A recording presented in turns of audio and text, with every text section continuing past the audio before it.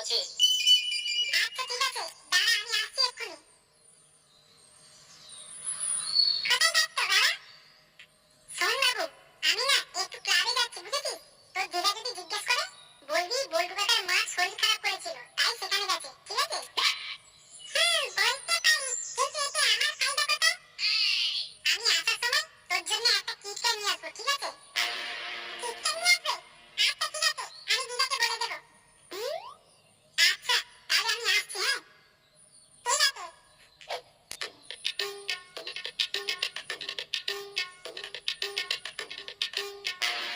এই রে, এইদিকে কোথায় যাচ্ছিস?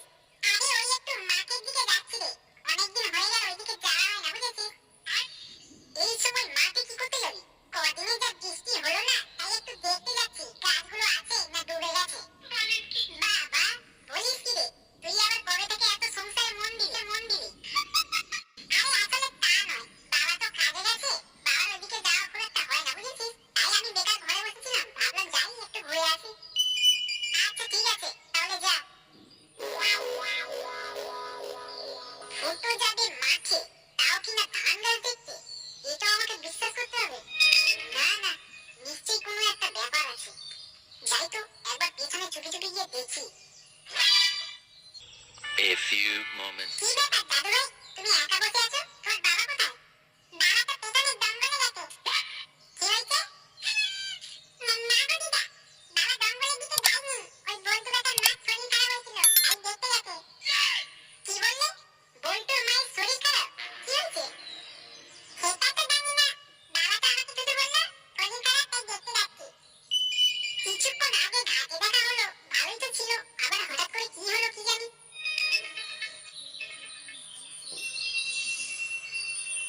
কি রে বড়া, সেই কখন ফোন করেছি আর এক্ষুনি তো আসার সময় হলো।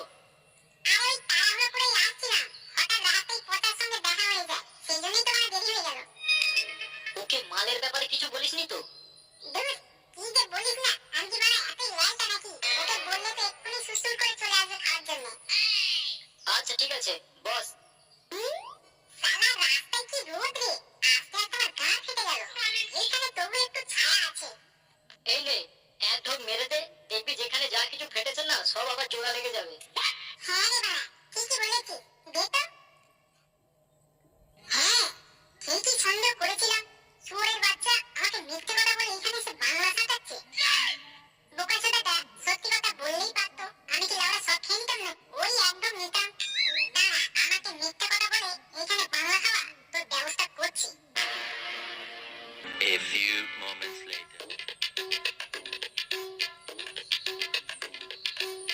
কাকু, ও কাকু, বাড়িতে আছো? তোর কাকু তো বাড়িতে নেই, কি হয়েছে? তেমন কিছু না, ওই ফুটো তোমাকে পেছনের জঙ্গলে একবার যেতে বললো। পেছনের জঙ্গল গেছে? ও তো বলে গেল বল্টুর বাড়িতে যাবে। না গো কাকিমা, ও পেছনের জঙ্গলেই আছে, এক্ষুনি আমার সঙ্গে দেখা হয়েছে তাই তোমাকে ডেকে দিতে বললো। এই সময় ফুটো পেছনের জঙ্গলে করছেটা কি?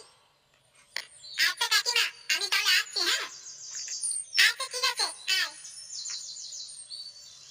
সত্যি ভাই, আর এক সপ্তাহ পরে দুর্গা পুজো। ভাড়া এবছরও একা একা ঘুরতে হবে, কবে যে লাউলা একটা মাল পটাতে পারবো রে।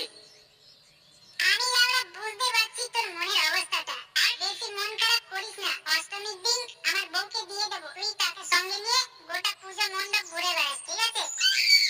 সত্যি বলছিস ভাই? আরে হ্যাঁ রে বাড়া, তোর কি ফুটোর কথা বিশ্বাস হচ্ছে না?